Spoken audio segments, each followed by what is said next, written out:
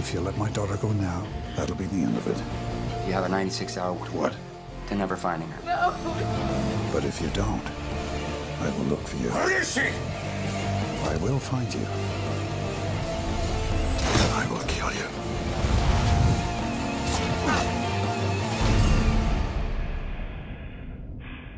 Good luck. This week we watched Taken. It's about an ex-CIA preventer whose daughter is taken in Paris, and he's gonna do everything he can to get her back. Just from the first trailer alone, the one without any action scenes, it just seemed like it had the flow of a different kind of tempo of a movie that I feel like I'd enjoy, because it was just slow, and him talking on the phone, him mentioning the skills that he has. I just felt like, man, this is gonna be a pretty epic movie. But the movie I watched turned out to be the most entertaining letdown I've ever seen. What do you mean by entertaining letdown? By entertaining letdown, I mean I expected a really smart, kind of like Bourne conspiracy, movie. But what I got was a movie that's just a little bit smarter than Live Free or Die Hard. Whenever I watch a movie, all I do is I look to be entertained. This movie accomplished that to the fullest. I won't say I wasn't entertained by that movie. Complete opposite. I really enjoyed the movie. I started enjoying it more when I changed my expectations. When I realized, okay, this is kind of a little bit dumb action movie. And once I had that in mind, I was really into it. But was it like all the other action movies you watch where, like you said, oh, that's gonna be the last scene where we do a jumping from the flames kind of thing? We didn't see that there. It wasn't one of those stereotypes of action movies. Some action movies you're talking about was the ones where they jump from the, where he jumps from the flames, where people jump from flames.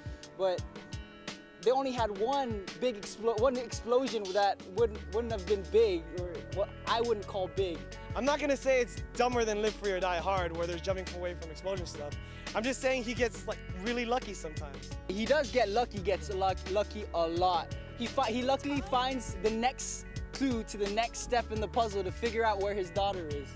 To make it still an enjoyable flick, they had, the longer the movie, the harder it is to hold the audience's attention. So they wanted to just make it a good action movie, a good suspenseful action movie, and in order to do that, you got to compact the time, and sometimes you can't. You got to make it seem like he just got lucky. I mean, I totally agree. Once you start realizing, hey, I'm not going to be thinking a lot in this movie. I'm not going to be wondering who's double-crossing who's doing this. Once I realize, oh, I just got to go along with him for the ride, it's a pretty good movie. All three of us know there's one scene in the movie where things kind of turn for your views on the character.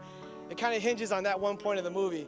I get that it's do whatever you can to save your daughter, but as a guy who's as smart as he is, it feels like there were better ways he could have done it. He could have, changed that person's mind.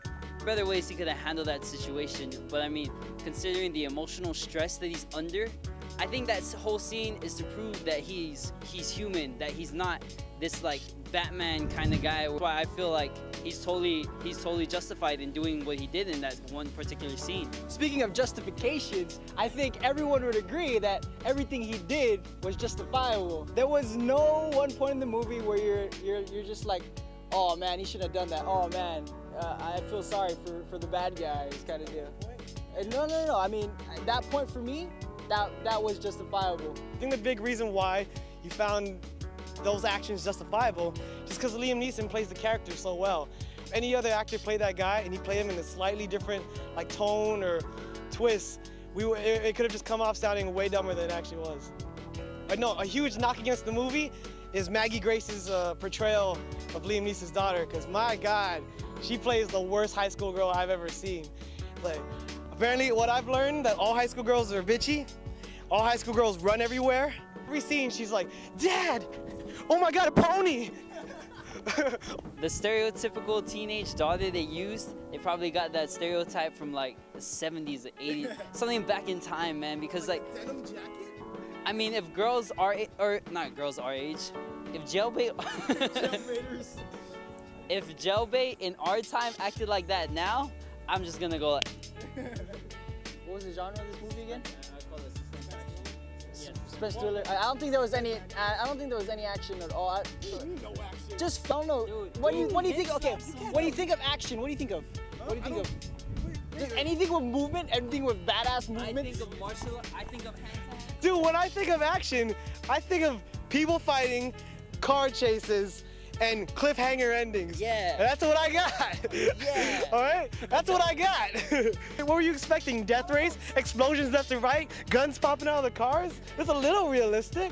Anything other than just sitting there and talking and showing emotion is action. So I like to think of this movie as Jason Bourne having a daughter who's kidnapped and beats the shit out of the bad guys. As long as you come in thinking you're gonna see a pretty good action/thriller and nothing more, it's gonna be a pretty good ride. So Taken, for me, I'm gonna go ahead and call this the best suspense action movie of 2009 so far. It's only been the first month. There's a lot more to go. But I think it will win the category of best death scenes of a movie. Just because it had so many death scenes and each one was elaborate in its own way. He has all these like fucking martial arts moves and he just takes a fire extinguisher, bam, bam, bam, hammering away. Did you see that?